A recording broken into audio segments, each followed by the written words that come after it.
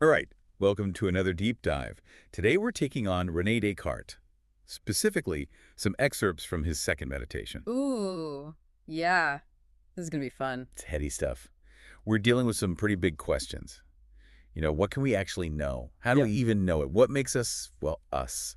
Classic philosophical questions. Timeless, really. Exactly. And hmm Descartes, he really wrestles with these. Even if, philosophy isn't your typical thing, stick with us. Yeah, I think anyone can get something out of this. It's an exploration of doubt and the mind, the nature of reality itself. You'll see things a bit differently after this, I guarantee. You're not kidding. Descartes doesn't pull any punches. He picks up right where he left off in the first meditation, and he's decided to doubt everything. Everything. It's like he just jumped into the deep end of like a pool of uncertainty. That's a great way to put it.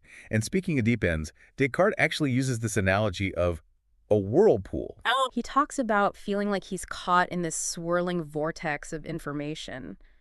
Can't tell which way is up. I think, honestly, a lot of us can relate to that feeling, especially these days. Totally. We're bombarded with information from every direction. It's hard to know what to trust, what's real, What's actually true. And that's exactly the feeling Descartes captures with that whirlpool analogy. Just totally overwhelmed, disoriented. right. And he's searching for that one solid piece of truth in all this chaos, like finding something to grab onto so he doesn't drown in all that doubt. It's a powerful image. Yeah, it is. So how does he escape this whirlpool? Well, enter the famous line, I think, therefore I am. Ah, yes. The line everyone knows, but it's so much more than just a catchy quote. Right. It's this revolutionary idea that really shifted the course of Western philosophy. Before Descartes, knowledge was often based on authority or tradition. Yeah, like, it's true because so-and-so said so kind of thing. Exactly. But Descartes, he flips the script. He says, hold on, let's start with what we know for sure without relying on anyone or anything else. Okay, so he's saying, forget everything you've been told, strip it all away, Yeah, and what are you left with? precisely. And what he finds is, even if we doubt everything else, Even if there's, like, an evil genius out there trying to trick us. which is a thought he actually entertains, even then, there's one thing we just can't deny.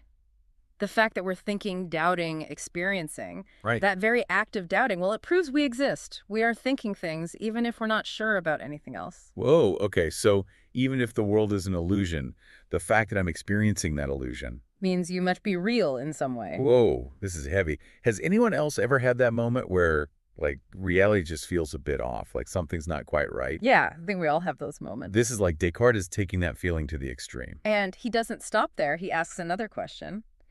If this I that exists is a thinking thing, what is this thinking thing? So he's not just accepting traditional answers like, oh, it's my body or it's my soul. Nope. He digs deeper. He realizes something pretty mind-blowing. He actually knows his mind more clearly than he knows anything physical, even his own body. Now that's wild. You'd think our bodies would be the most real thing, the thing we know best, right? We can see them, touch them, feel them. But Descartes is saying our minds are even more fundamental. He is. And to illustrate this point, he brings in a very interesting example, a piece of wax. A piece of wax. Uh. Seriously, what's so exciting about that? Trust me, it's more interesting than it sounds. Okay. So he describes this wax in vivid detail, its color, its shape, its texture, even its smell. Then he imagines holding that wax near a fire, letting it melt. What happens? I guess it changes. Melts. Exactly. All those sensory qualities, those things we use to identify the wax, they completely change. Right. But we still know it's the same piece of wax, so what's going on there? Okay, yeah, that is a good question. If our senses can be fooled that easily, what is it that tells us it's still the same wax? This is where Descartes' genius really comes through. He says, it's our minds that are making that judgment. We're going beyond just the raw sensory data. We're grasping the wax's true nature, its essence. So we're not just passively taking in information from our senses. We're actively using our minds to make sense of it, to figure out what's really going on. You got it. Okay, I'm starting to get it. And that's something we do all the time without even realizing it. Think about recognizing a friend, even if they've changed their hairstyle or are wearing a different outfit. We're not fooled by those superficial changes because our minds have grasped something deeper, something essential about that person. That's such a good point. It's like our minds have this superpower to see through the illusions, get to the heart of things. That's a great way to put it. But if our senses can deceive us about something as simple as a piece of wax, What else might we be wrong about? How do we know anything we perceive is actually real? Ooh, that gets a bit unsettling. Mm. It's like everything we think we know about the world is suddenly up for grabs. hmm So where does Descartes go from there? Does he have any answers for us? Or are we just stuck in this whirlpool of doubt forever? Well, he comes to a realization the only thing he can be absolutely certain of is his own thinking. So out of all this uncertainty, that's the one fixed point he can hold on to. Right. And that insight, as simple as it might seem, has huge implications for how we understand knowledge. It lays the foundation for his whole theory of knowledge. And we'll dive into that more in the next part of our deep dive. I am hooked. So we've established that Descartes is doubting everything except his own existence as a thinking being. But what does that actually mean? What are the implications of this radical doubt? What happens next? Well, those are the questions we'll explore as we go deeper into Descartes' second meditation. And trust me, it's about to get even wilder. I can't wait. Okay, we're back. And ready to get even deeper into this second meditation by Descartes. It's quite a ride. It really is.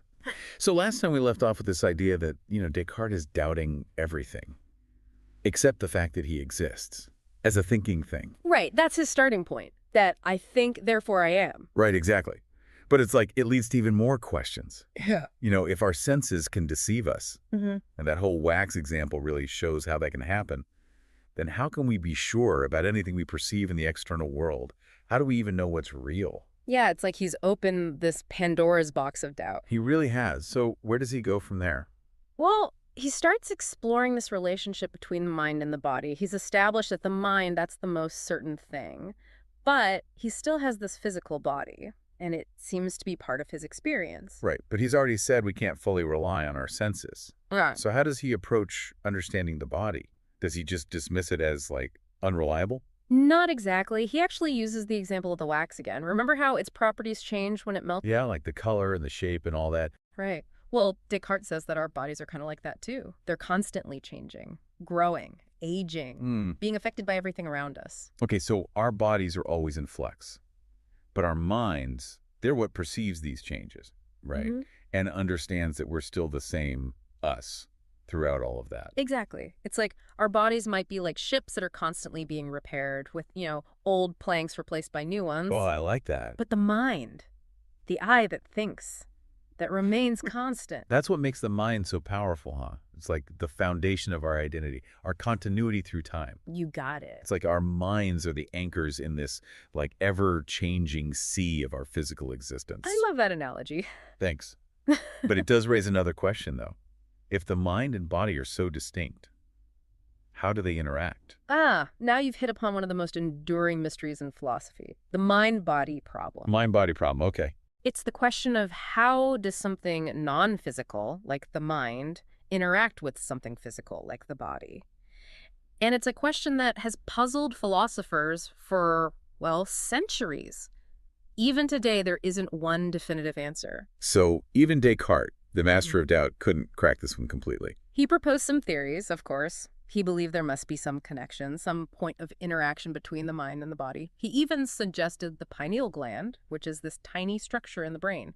He thought maybe that was the point of connection. Oh, interesting. So he was looking for a physical location where the, immaterial mind could somehow interface with the material body. But, modern science tells us it's not that simple, right? Right. We've learned a lot about the brain since Descartes' time. And the pineal gland, it doesn't quite hold the key to the mind-body mystery in the way he imagined. But, his efforts, they show just how challenging this problem really is. It's just, fascinating to think about. It's almost like trying to imagine how two completely different universes could overlap and influence each other. Even if we don't have all the answers, it really makes you appreciate the complexity of our own existence. Absolutely. And that's just one thread in this rich tapestry of Descartes' second meditation. He also digs into, the nature of truth, the existence of God, the Yep. limits of human knowledge. Oh, wow. There's even more to unpack here. He doesn't just leave us hanging with this mind-body puzzle. Oh, not at all. Remember, he's on this search for certainty. He wants a foundation for knowledge that's, absolutely unshakable. And that's where his idea of clear and distinct perceptions comes in. Okay, let's break that down a bit. What exactly does he mean by clear and distinct? It sounds like, I don't know, something you'd see on a shampoo bottle. Uh-huh. Right. Well, for Descartes, a clear perception. Yeah. It's one that's immediately present and available to the mind. And a distinct perception is one that's so well defined that it can't be confused with anything else. So it's about having like this rock solid understanding of something where there's just no room for doubt. You got it. Think about looking at a tree. You have a clear perception when you see it directly in front of you, and a distinct perception when you can clearly differentiate it from, say, a bush or a house. Okay, so it's like having like perfect mental clarity, a kind of 20/20 vision for the mind. Exactly. But then the question becomes, how does this help us escape the trap of our own minds and understand the world outside of our thoughts? Right. Good point. And this is where things get really interesting. Descartes argues that these clear and distinct perceptions, they're our ticket to truth. He believes that God, as a perfectly good being, wouldn't deceive us with ideas that are clear and distinct to our minds. Hold on. Didn't Descartes start this whole thing by doubting everything, including God? Mhm. How did God suddenly come back into the picture? Ah, you're picking up on the nuances here. It's a fascinating twist in his argument. He actually uses the very fact that he has this idea of God, this concept of a perfect and infinite being. He uses that as proof that God must exist. Whoa, okay. I'm trying to wrap my head around this. So Yeah. because I have this idea of God, which is clear and distinct, and God wouldn't deceive me, that means God must exist. It's kind of mind-boggling. But I think I'm starting to get it. It's a complex chain of reasoning. But that's Descartes for you. He takes us on these incredible intellectual journeys, pushing the boundaries of thought, challenging our assumptions about what we know and how we know it. And it's not over yet. We still have the third meditation to go. Yeah. But I think we've covered a lot of ground here in part two. We went from a doubting everything to the mind-body problem, and now we're getting into the nature of truth and the role of God in Descartes' philosophy. It's a lot. It is. It's a lot to take in, but it's incredibly rewarding. Descartes really pushes us to think critically, to question our assumptions, to explore the depths of our own mind. And honestly, it's making my brain hurt a little, but in a good way. I know what you mean. All right, well, we'll be back with the final part of our deep dive into Descartes' second meditation right after this. And we are back for the final part of our deep dive into Descartes' second meditation. It's been a wild ride, hasn't it? It really has. Last time we were talking about those clear and distinct perceptions. That was a new one for me. Yeah, it's a key idea for Descartes. So remind me, what's that all about again? Well, it's all about those ideas that are so clear in our minds, so well-defined that we just can't doubt them. Like they're just undeniably true for us. Okay, yeah, that's starting to come back to me. But how do those clear and distinct perceptions actually tell us anything about the world outside of our own minds? Isn't that what we're trying to figure out here? Exactly. And this is where Descartes makes a pretty bold move. He argues that God, as a perfectly good being, wouldn't deceive us, right? Like, he wouldn't put these ideas in our minds, these clear and distinct perceptions, if they didn't actually correspond to something real. So God's like vouching for the accuracy of our perceptions. But wait, didn't Descartes start this whole thing by doubting everything? Yeah. Including God. How does God suddenly become the guarantor of truth here? Yeah, it's a little twisty, I know. But remember, he found that certainty in the fact that he's a thinking thing. And then he uses that thinking to examine this idea of God, this concept of a perfect infinite being. And he realizes that's just so grand, so far beyond his own limited capacity to even think about, that it couldn't have come from him. So he's saying this idea of God, it had to have come from somewhere else, from God himself. Exactly. He's basically using the power of his own thinking to prove that there's something beyond his thinking. It's like this self-contained proof, a loop that begins and ends with the mind. Oh, okay. And once he's established the existence of God, he uses God's goodness as the foundation for trusting those clear and distinct perceptions about the external world. It's like saying, okay, if God is good and he wouldn't trick me, then the things I perceive clearly and distinctly, they must be true. Wow. I'm starting to see how this all fits together. It's like a philosophical puzzle. He starts with this radical doubt, right? Finds certainty in the thinking self, uses that certainty to prove God. And then he uses God to establish that, yeah, our perceptions can be reliable. It's a lot of steps. It is. But it's how Descartes builds that bridge from the internal world of the mind to the external world of reality. He's showing us this path from doubt to knowledge, from the subjective to the objective. Man, this is blowing my mind. It's incredible to think that such profound ideas can come from something as simple as just doubting. It really speaks to the power of philosophy.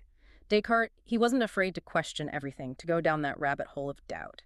And in doing so, he discovered these new ways of thinking about ourselves and the world around us. So what can we really take away from all of this wild ride through Descartes' second meditation? It seems like it's about more than just, proving the existence of God or figuring out, like, what reality is. It's about questioning our assumptions, examining the foundations of our knowledge, and using the power of our own minds to really seek truth. Descartes shows us that even when we're faced with this radical doubt, there's still hope for certainty, for knowledge, for understanding ourselves and the universe we're in. It's a call to be more critical thinkers, right? To not just take things at face value, Yeah.